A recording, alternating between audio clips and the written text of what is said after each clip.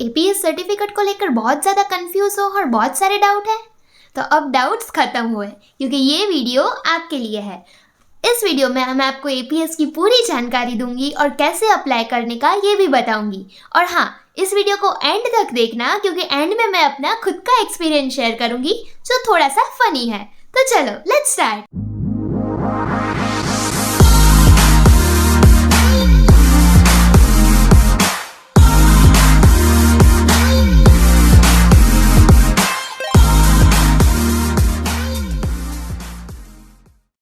Hey guys, this is me Parmi Thakkar and welcome to Parmi talks Germany. तो APS की website recover हो चुकी है, तो अब हम फिर से एपीएस के लिए अप्लाई कर सकते हैं।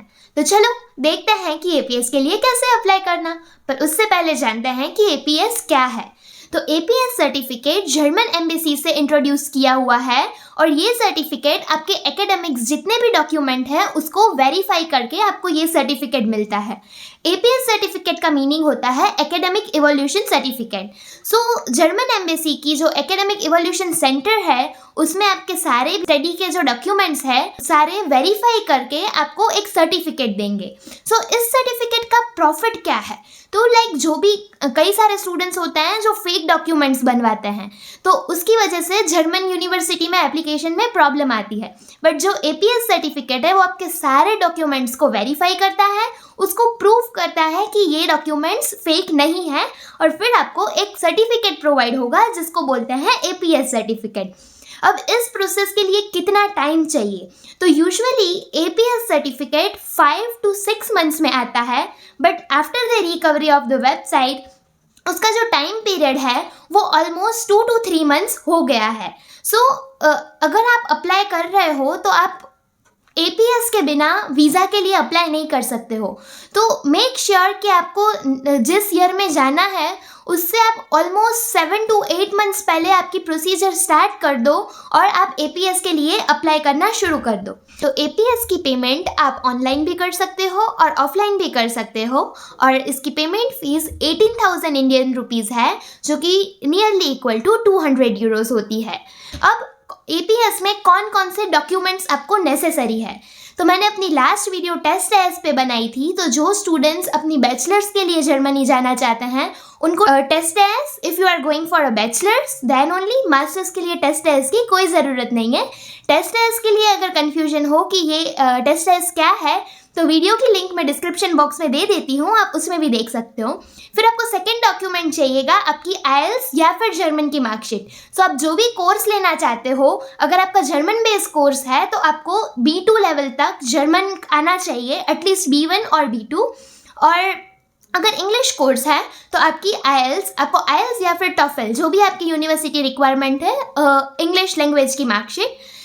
उसके बाद अगर आप बैचलर्स के लिए जा रहे हो तो आपके 12th तक के यानी 10th and 12th grade, secondary and higher secondary grade के आपका रिजल्ट और उसका trial certificate, first year of bachelors from the home country यानी सेमेस्टर 1 और सेमेस्टर 2 की marksheet. But if you are going for a masters then अगर आपका engineering और ऐसा 4 years कोर्स है तो आपके 8 सेमेस्टर्स की सारे 1 to 8 सेमेस्टर की मार्कशीट्स, उसकी ट्रांसक्रिप्ट और आपके 10th और 12th के डॉक्यूमेंट्स, ये इसके साथ अभी हम नेक्स्ट प्रोसीजर में देखेंगे कि कंसेंट फॉर्म जो उस एपीएस के लिए अप्लाई करोगे तो आपको वेबसाइट पे एक कंसेंट फॉर्म मिलेगा वो, और आपकी एप्लीकेशन जो आपने एपीएस एप्लीकेशन की है उसका form, along with that your passport size photo.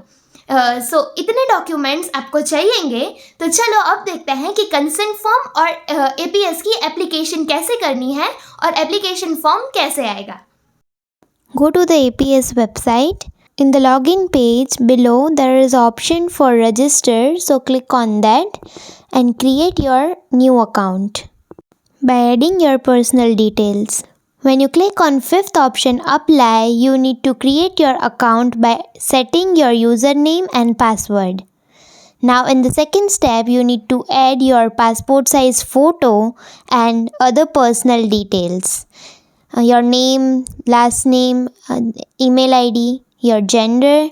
Then if you are an Indian then you need to click on yes, I'm Indian. and like your address and other details. Let me add my and next move to the third step. In the third step, you need to enter your educational details, in which class 10th details, your board, your passing year, percentage. Then your higher secondary grades details of the 12th grade. If you have did diploma, then that details. Let me enter mine. Now let's move to the fourth step. In fourth step, you need to enter your bachelor's and master's educational details. So if you are currently doing bachelor's, then you need to choose that option. Otherwise, you can also choose completed bachelor's. If you have did other course like diploma degree, then you need to enter that details too.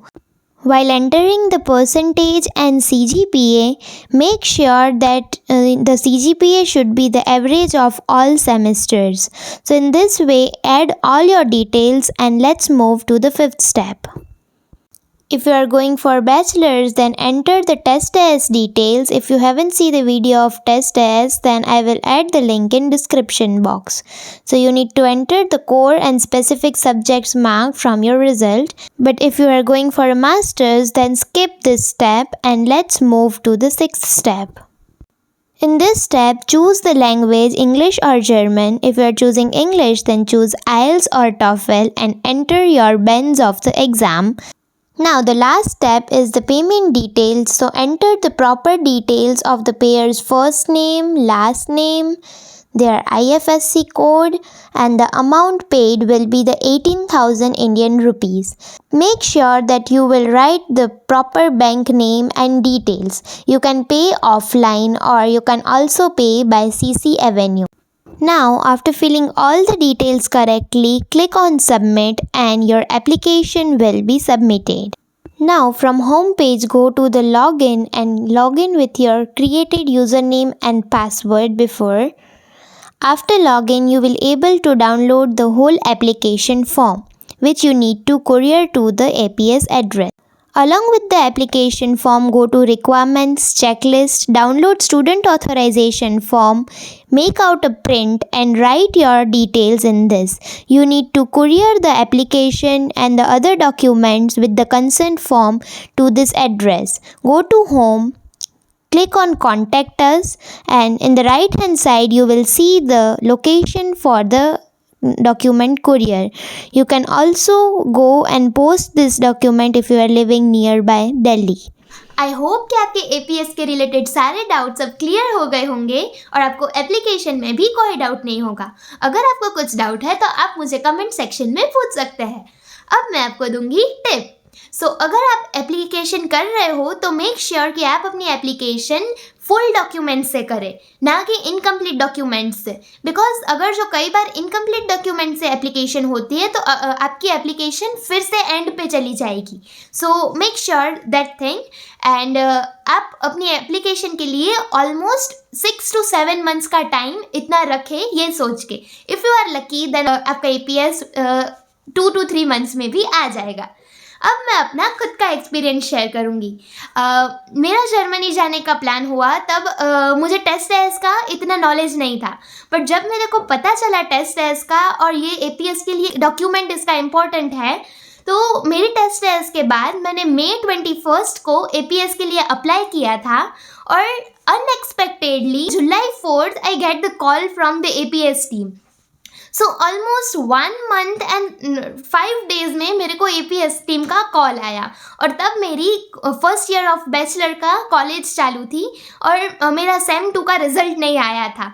Because it was very important. So मैंने exams के result के बिना ही apply किया था और जब मेरे को उसका कॉल आया APS टीम में से, I miss that call.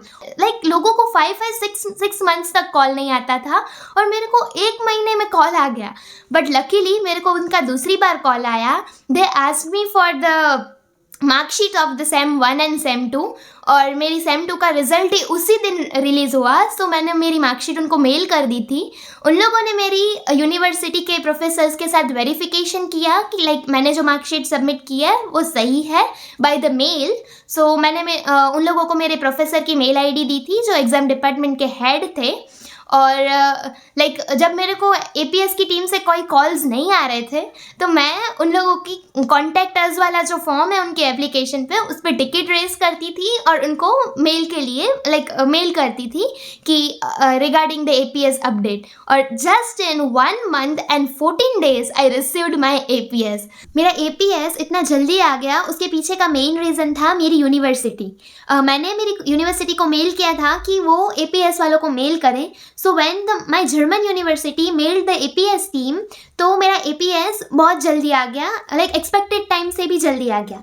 So I will advise you कि आपको जिस यूनिवर्सिटी में एडमिशन मिलता है उस यूनिवर्सिटी को मेल करके इन्फॉर्म करो कि आपने एपीएस के लिए अप्लाई किया है और वो यूनिवर्सिटी वाले एपीएस को मेल करें। So it will like a pressure on EPS to give you the certificate soon. Yes. So this was my experience. I hope you like this video. So please don't forget to like, share and comment. And yeah, please subscribe my channel. Bye bye. Stay tuned with Parmi Talks Germany.